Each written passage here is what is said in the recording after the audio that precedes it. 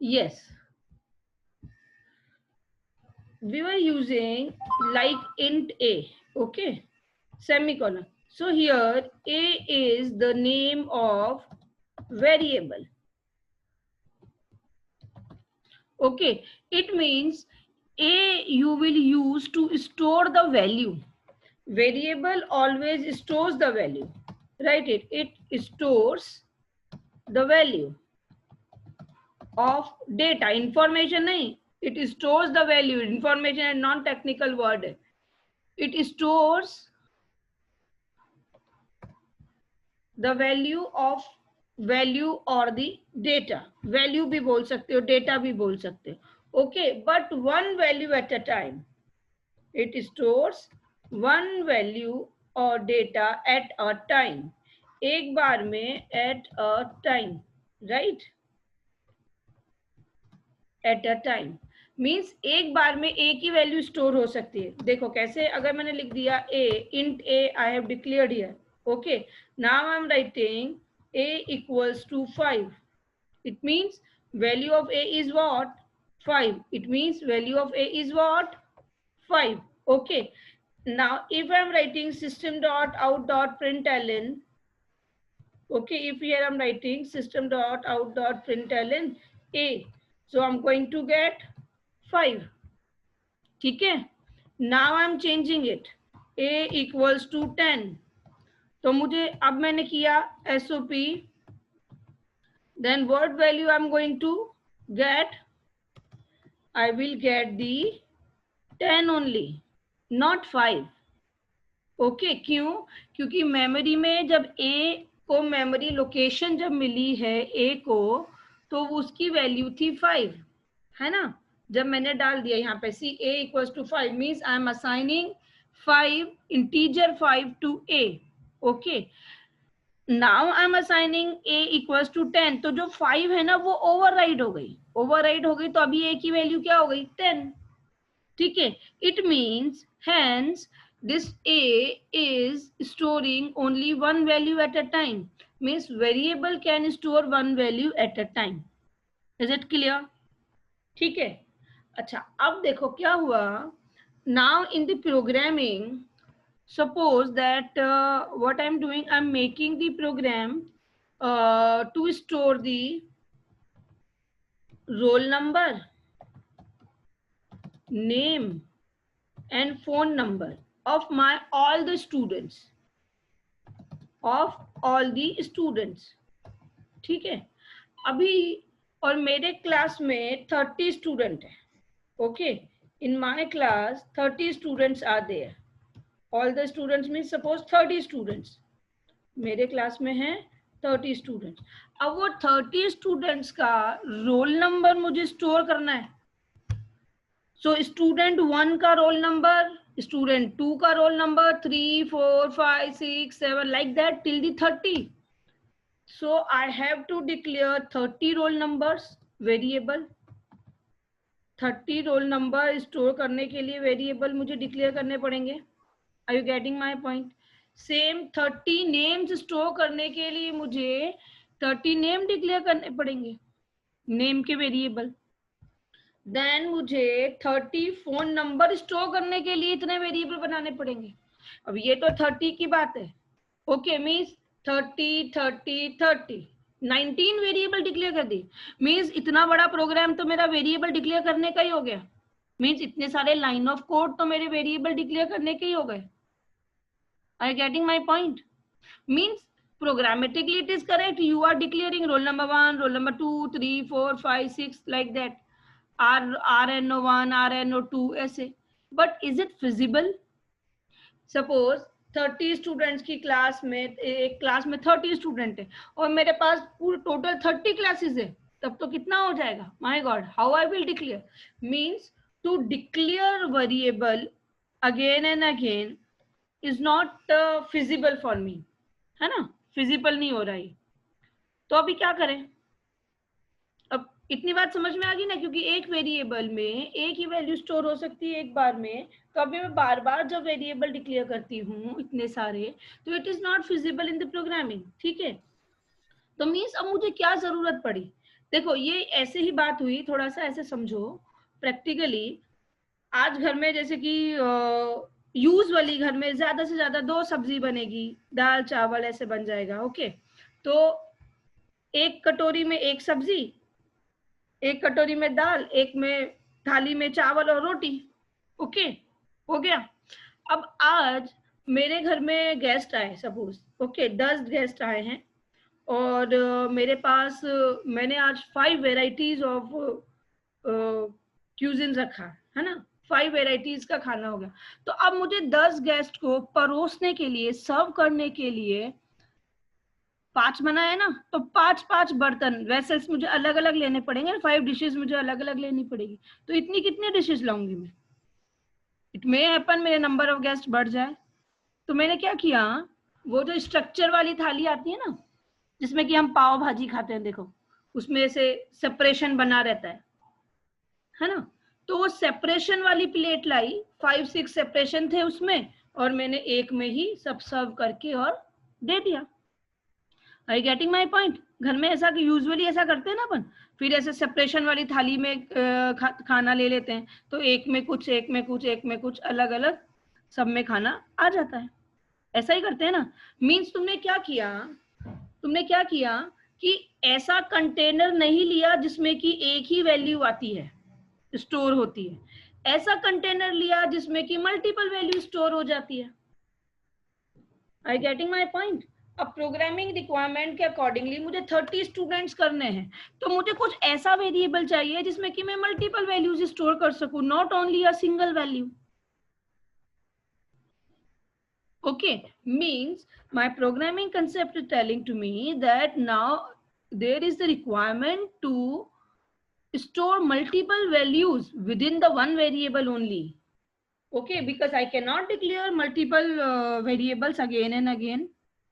Okay, तो मुझे एक वेरिएबल की जगह पे एक ही वेरिएबल डिक्लेयर करना है, मगर ऐसा वेरिएबल जिसमें कि एक साथ बहुत सारे वैल्यूज स्टोर हो जाए, right? So now in your notes also I have mentioned, this is the first heading of your notes, that need of the array. तो क्या need हो गई? To store multiple values in a single variable. It is important to understand that what is the need of the arrays. This is the need of the array to store multiple value in single variable. Okay, एक variable में मुझे multiple values store करनी है, that is your need of the array. और जो need होती है ना, वही एडवांटेजेस होती है। What are the advantages? We can define as many as element as we want in a single variable, okay, using single statement. तो ये एक एडवांटेज हो गई। ओके, एंड द सेकेंड, ये अभी एरेज एक्सप्लेन करके सेकेंड एडवांटेज बताते हैं। Okay, first advantage, we can define as many as element, element मतलब कि values, okay, in a single variable. तो जो पहली नीड है वही पहली एडवांटेज है। ओके, इज इट क्लियर कि हमें नेट की जरूरत क्यों पड़ी? अब देखो एरे होता क्या है।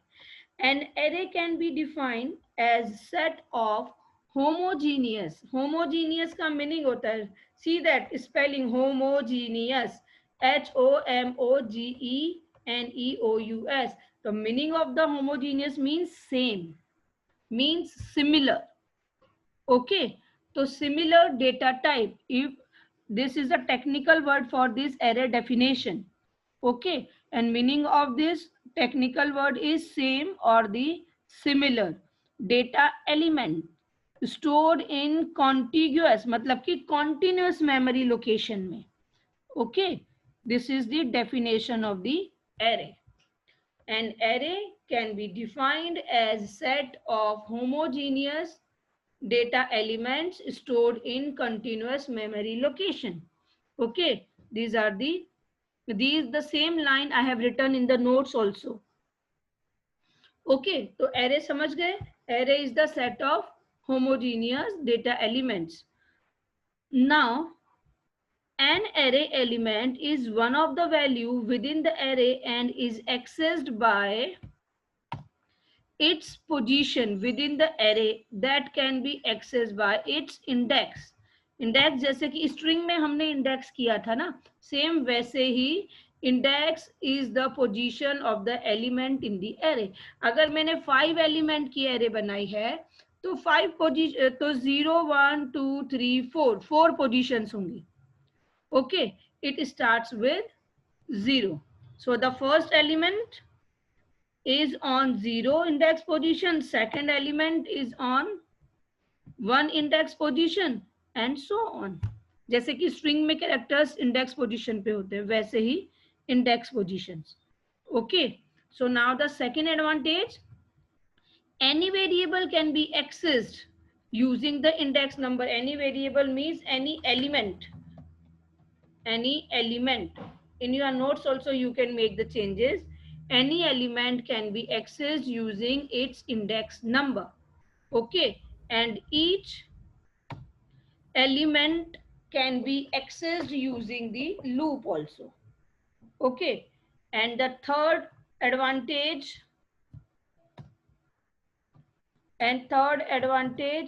it provides better memory management and easy to compile and debug because program becomes shorter. Okay, अब ये भी मैं तुम्हें बता देती हूँ, ये सब इम्प्लीमेंट करके then you will get more clear idea. But इतना क्लियर रखना है, एरे देखो उसकी डेफिनेशन में ही, array can be defined as set of homogeneous data elements stored in a continuous memory location. Okay, now an array element is one value within an array. और access कैसे करते हैं, इंडेक्स से, and the index always start with the 0. तो first element कहाँ पे store हुआ, 0 position पे, then the second element 1 पे, फिर 2 पे और ऐसे. तो क्या एडवांटेजेस हुई, we can define as many as element as we want is a single variable using the single statement. ठीक है, बहुत सारे वेरिएबल्स की वैल्यू एक ही साथ हम एक ही वेरिएबल में स्टोर कर सकते हैं. और any element can be accessed by using the index number. Okay, अगर मैंने बोला एरे का 4th एलिमेंट मुझे निकाल के दो, तो एरे का 3rd इंडेक्स पोजीशन में फैच करूंगी. अगर मैंने बोला 0, तो फर्स्ट एलिमेंट एक्सेस हो जाएगा, फर्स्ट नंबर 1 वाला. नंबर 2 वाला करना है तो एलिमेंट इंडेक्स पोजीशन में 1 डालेंगे. अभी मैं करके बताती हूँ, वैसे करेंगे. ठीक है, एंड बेटर मेमोरी मैनेजमेंट. हाँ, बेटर मेमोरी मैनेजमेंट का क्या मतलब है, देखो suppose if in the program here I have declared like that a b है ना, जैसे मैंने लिख दिया यहाँ पर int roll number 1, roll number 2, ठीक है, roll number 3, roll number 4, ऐसे करके मैंने 30 रोल नंबर्स डिक्लेयर कर दिए, राइट. अब each this RNO1, RNO2, RNO3, each of these variable going to occupy 2 bytes in the memory. 2 bytes क्यों, क्योंकि इंटीजर का है. Okay, why the 2 bytes, because it belongs to integer. ठीक है ना, इंटीजर का है तो इसलिए कितने हो गए, 2 bytes. अब कंपाइलर क्या करता है, जब मेमोरी में उसे 2 bytes जहां भी मिल जाएगा वहां पे जाके स्टोर कर देगा. हो सकता है ये वाला 2 bytes उसको ट्रैक 1 पे मिला, इसके लिए 2 byte उसको ट्रैक 2 पे मिला, ट्रैक 3 पे किसी को मिला, तो कहीं भी ओने कोने में जो 2 bytes उसको मिल जाएंगे ना, वहां जाके स्टोर कर देगा. ठीक है, कंपाइलर. मगर अब जब देखो मैं प्रोग्राम एग्जीक्यूट करूंगी, मुझे जो भी वेरिएबल की जरूरत लगेगी तो वो एक साथ मुझे करने पड़ेंगे, है ना. तो हम क्या करें फिर, उसके लिए मेमोरी में टाइम जाएगा ना, मींस एग्जीक्यूशन का टाइम जाएगा.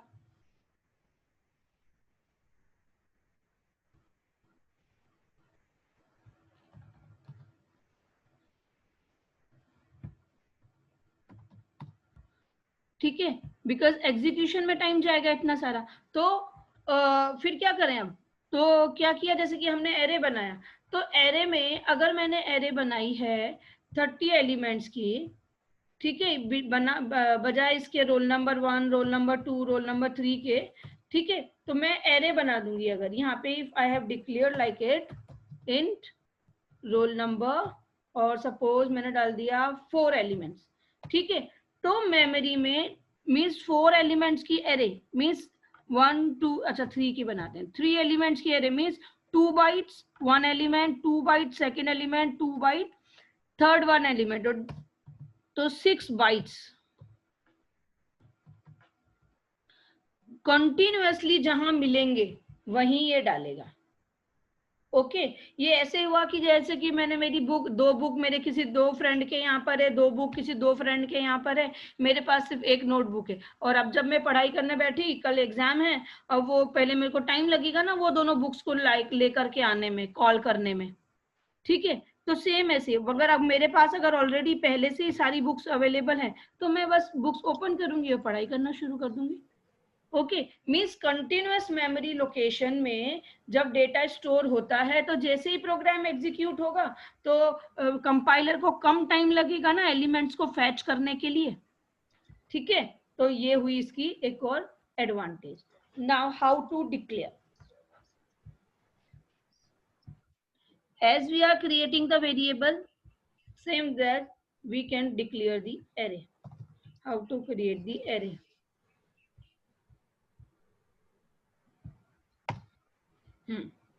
Creating an array. What is the syntax? Data type, then array name. See, it is the what to say, non-primitive data type. Okay, you can mention over here non-primitive data type. Okay, these are the non-primitive data type. Arrays is the non-primitive data type. क्यों?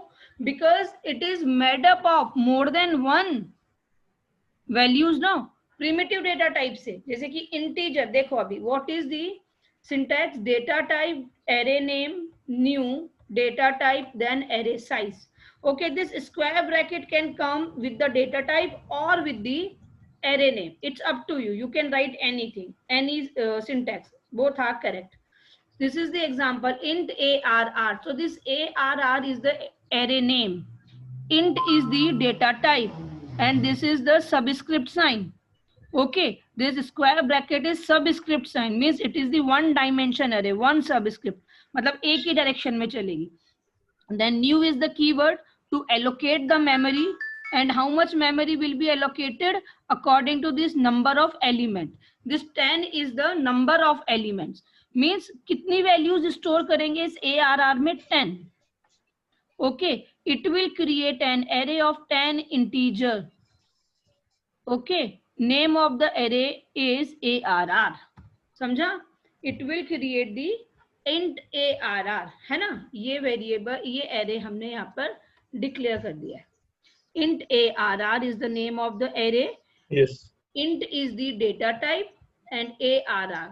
Okay, new is the keyword and int is the data type and 10 is the number of elements. Okay, number of integer. Now in this int ARR का मतलब देखो यहाँ पे new keyword use किया है ना to declare this variable array is variable. That's why it is your non-primitive data type and it is made up of the integer. कितने integer? 10 integers values. 10 integer values से बनाया हमने ARR को. That's why it is your composite data type, है ना? Non primitive data type और composite data type like the string. Okay, that's why we are using over here new keyword. Okay, understood? Now if there is the question to create the array of 10 integer, nahin, create the array of the 5 character for the 5 character elements. So how we will write? Then how we will write the syntax to create the character array ना? तो CHAR array का name whatever you want to give, character equals to new, then again data type, character, how many element? 5. So 5. Okay, if I want to create the string array of the 10 elements, okay, this is the character array of, this is character array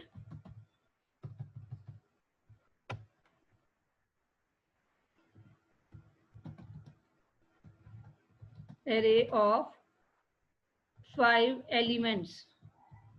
okay अब ऐसे मुझे अगर string की करनी है तो string data type use करेंगे string, जैसे मैंने नेम डालने 5 स्टूडेंट के नेम, तो name equals to new string. Okay then 5, ये हो गया साइन. तो this is the string array of 5 elements.